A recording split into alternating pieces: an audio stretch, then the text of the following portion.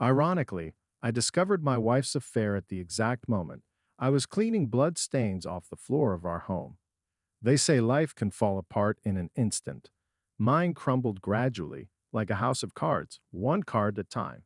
Just a couple of hours ago, I was a successful tech guy and a loving husband. Now I was on my knees in the entryway of my own apartment, trying to scrub away traces of blood while images from. But let me start from the beginning of the day. The autumn sun played on the glass walls of our office building, casting peculiar shadows across my desk. I mindlessly opened our home security camera app, a habit developed over years of working in tech. Our dog Duke should have been napping on his favorite couch as usual. Instead, I saw Emily darting around our living room in that red dress I'd given her for our last anniversary. She was searching for something, pulling out drawers and checking shelves. Strange, I thought. Wasn't she supposed to be at tennis? My memory helpfully served our morning conversation. Jake, honey, I'm playing with Kate today. She chirped over breakfast, spreading butter on her toast with that particular precision that always gave away her nervousness. Might hit the spa afterward. In that provocative dress, I raised an eyebrow, studying her outfit. Oh, this just threw it on to look pretty. You like me in it, don't you, honey? Say you do. I'll change before I leave. She waved her hand dismissively, but I noticed how her fingers trembled, spilling coffee. Now, watching the screen, I felt a cold, prickly anxiety growing inside. Something had subtly shifted in recent weeks. Emily had started staying out later, making less eye contact, laughing less at my jokes. And then there was that new perfume, heady, with notes of jasmine, completely unlike her usual style. I opened another app, our car's GPS tracker. The dot representing our Tesla was steadily moving toward downtown. The tennis club was in the opposite direction. Well then, I muttered, grabbing my jacket, let's play detective. The elevator shot downward while fragments of memories whirled through my mind. How she'd introduced me to some guy named Brad at a photography exhibition 6 months ago. Just an old friend from my modeling days. Her strange reaction whenever his name came up in casual conversation. The increasing frequency of business meetings. I caught an Uber and gave the address of the Blue Fin. That's where Emily's car was headed. The driver rambled about traffic and weather, but I wasn't listening. I kept seeing that scene from 3 months ago. Emily twirling in front of the mirror in a new dress, me hugging her from behind, kissing her neck, and her suddenly flinching away. Sorry, honey, not in the mood tonight. The car stopped at the restaurant. I paid and froze at the entrance, hesitating to go in. Through the floor-to-ceiling windows, I could see the intimate dimness of the dining room. And there, at a table in the back, sat my wife, in that same red dress, with perfect hair and sparkling eyes. Changed clothes, did she? And across from her, Brad, his hand placed over hers. I took out my phone and started recording. My hand didn't shake. A strange calmness had overtaken me, as if I were watching someone else's movie. There they were, leaning toward each other, whispering something, laughing. His fingers sliding across her wrist, and then their lips meeting in a kiss that was anything but friendly. So that's that, I thought, lowering my phone. But that wasn't all. The strangest part was waiting for me at home, our apartment door wide open and bloodstains on the light hardwood floor of the entryway. My heart skipped a beat. After 16 years in tech, I was used to calculating scenarios, but right now my brain refused to generate even one rational version of what was happening. The blood on the floor formed a bizarre pattern, like a smeared arrow pointing deeper into the apartment. Duke. The first thought scorched my consciousness. I bolted to the living room, barely feeling my legs. The dog was lying by the couch, ears flattened, whimpering softly. His paw was twisted unnaturally, and blood stained his light fur. Next to him lay an overturned vase, our wedding gift from Emily's sister. Shards of glass mixed with water and rose petals were scattered across the room. Easy, boy, easy, I dropped to my knees beside the dog, carefully examining his paw. Everything's going to be okay. The phone in my pocket vibrated. Emily. I muted it without looking at the screen. I couldn't deal with her right now. Sarah, Emily's sister, worked as a vet at a private clinic in Georgetown. She rushed over in 20 minutes, disheveled and worried. Jake, what happened? She started as soon as she entered, pulling medical gloves from her bag on the move. Emily's called me like 10 times, says you're not picking up. Later, I cut her off. Duke first. She nodded, professionally pulling out a vial of painkillers from her bag. It's broken, she declared after a few minutes of examination. Clean break, no displacement. But we need x-rays to rule out any hairline fractures. What happened? Wish I knew. I rubbed my temples, feeling a headache coming on. Came home and found this. I gestured at the devastated living room. Sarah frowned, giving Duke an injection. Where's Emily? Wasn't she supposed to be home? Supposed to be, I echoed, remembering the scene at the restaurant. Listen, Sarah. I hesitated, unsure whether to tell her everything. But she was already pulling out her phone. I'll call her. Don't. My voice came out harsher than intended. Sarah froze with the phone in her hand, studying me carefully. Jake, what's going on? Did you guys fight? Silently, I took out my phone and showed her the photos from the restaurant. She scrolled through them for a long time, her face growing paler. Brad. She finally exhaled. Damn. I warned her. What? I turned to her sharply. What did you warn her about? Sarah bit her lip, clearly struggling with herself. Look, I didn't want to get involved, but since it's all out now, remember 6 months ago when Emily started going to those photo shoots? I nodded. Of course I remembered. She said she wanted to get back into modeling, build a portfolio. That was all Brad. Sarah spoke quietly, as if afraid someone might overhear. He does this on purpose. Finds former models who've settled down, started families. Offers to help them return to the industry, arranges photo shoots, castings, and then what? My voice sounded hollow, as if underwater. Then he destroys their families. It's like a sport or some sick entertainment for him, proving to himself that he can get anyone back. Emily's not the first, as far as I know. I stared at the bloody marks on the hardwood floor, and they suddenly seemed like a symbol of our bleeding marriage. Duke whimpered softly. The painkillers were starting to work. We need to get to the clinic fast. Sarah stood up, brushing off her knees. Will you help me carry him to the car? I nodded mechanically, carefully lifting the dog. At that moment, the front door flew open and Emily appeared, still in that red dress, but now wrinkled and with a wine stain on the hem. Jake. She rushed toward me, but I stepped back, holding Duke close. I can explain. Not now. I looked through her as if she were a ghost. We're going to the clinic. Our dog broke his leg while you were having fun. Emily went pale, only now noticing the blood on the floor and the shattered vase. What? How did? She helplessly looked at Sarah, but her sister turned away, deliberately busying herself with her medical bag. I think, I said slowly, you should go stay with your mom for a while until I figure out what to do next. And then something happened that I hadn't expected at all. Emily laughed, a high-pitched, hysterical, breaking laugh. Go to mom's.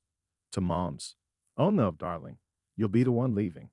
Because the condo is in my name, and the car too. And actually, she paused, looking straight into my eyes. I filed for divorce.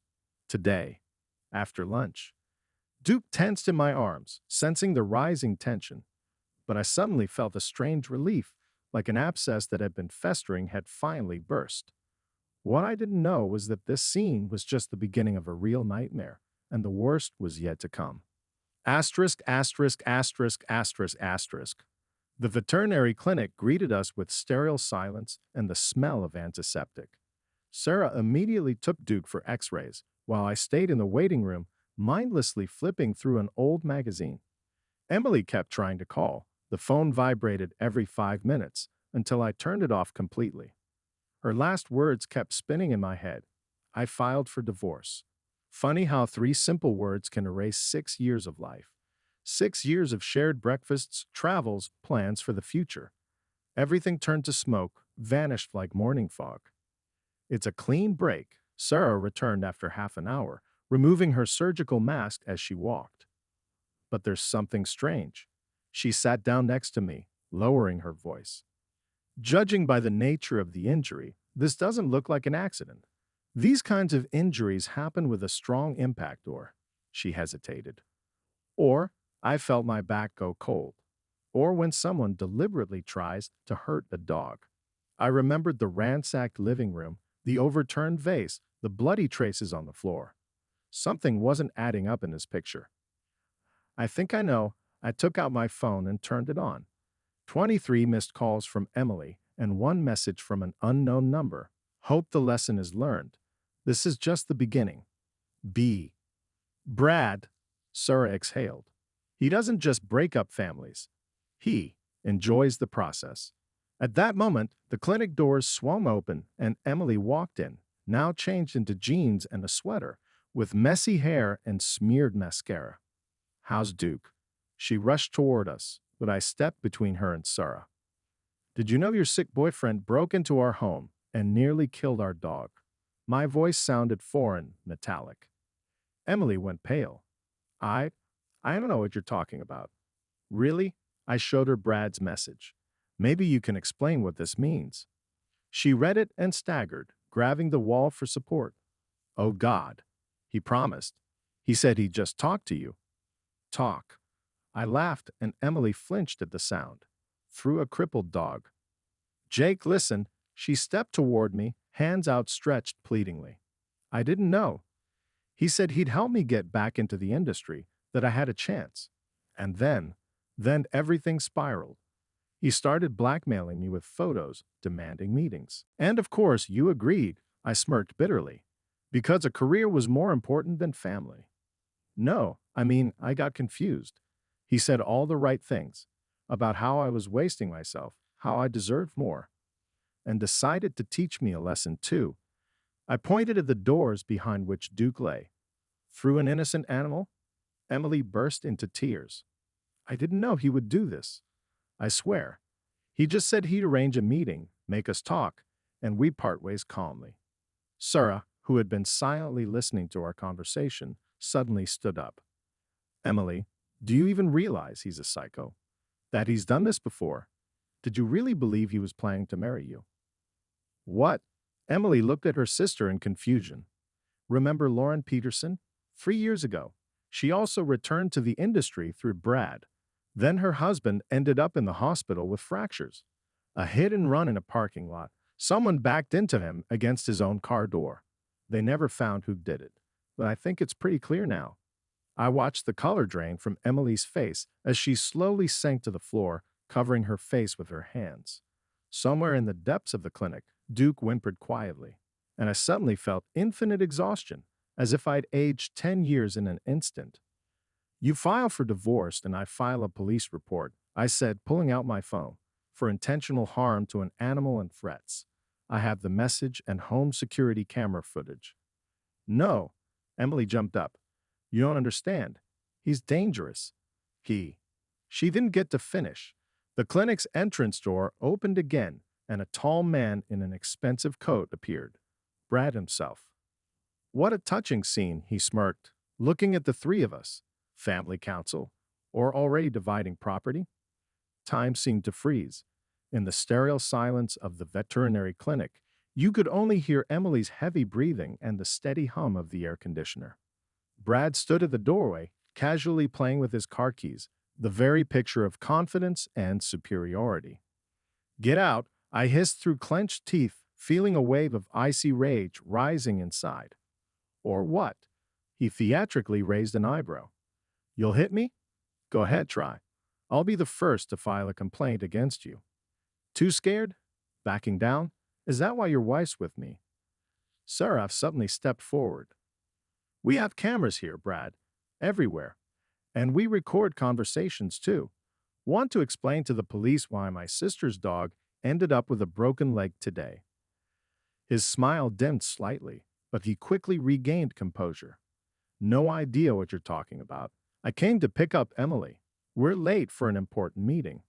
I'm not going anywhere with you. Emily's voice trembled, but there was steel in it now. You're a monster. How could you? Sweetheart, he stepped toward her, extending his hand. You don't seriously believe I could hurt a dog. It's just a coincidence. An accident. Coincidence? I pulled out my phone and showed him the message. Like this. For a second, his face contorted into a mask of rage, but he quickly regained control. No idea who sent that. Not my number. You really think there's anonymity on the internet? Sarah said calmly. Brad froze, assessing the situation. His eyes darted around, looking for an escape. Fine, he finally spat. Let's say it's my message. Let's say. So what? You can't prove any connection to the dog's injury. But those photos of Emily. He smirked. Very interesting photos that could seriously damage her reputation. Blackmailing me with dirty laundry of a cheater? I stepped toward him. Seriously. You think I care about her reputation after everything? Jake, Emily grabbed my arm. I'm sorry. I was such an idiot. He manipulated me. Promised to revive my career, told me I was special. Shut up. Brad barked, his polished mask finally slipping. You wanted this. All of you wanted. To feel special again, desirable. Then you play the innocent victims. Hypocrites. That's why you need to be handled this way. The only victim here is the dog, Sarah said calmly, pulling out her phone. And you know what? I called the police 10 minutes ago. They're already on their way. Brad jerked toward the door, but I was faster. Grabbing him by the collar, I slammed him against the wall. Don't even think about running. Let go, idiot. He tried to break free. You have no idea who you're dealing with. No, you have no idea. I tightened my grip on his throat slightly. Think you're the first scumbag who destroys families. First manipulator playing on women's insecurities. At that moment, rapid footsteps and voices echoed in the corridor. Two police officers burst into the clinic's lobby, hands on their holsters. Everyone stay where you are, the senior officer shouted. I slowly released my fingers, stepping back from Brad.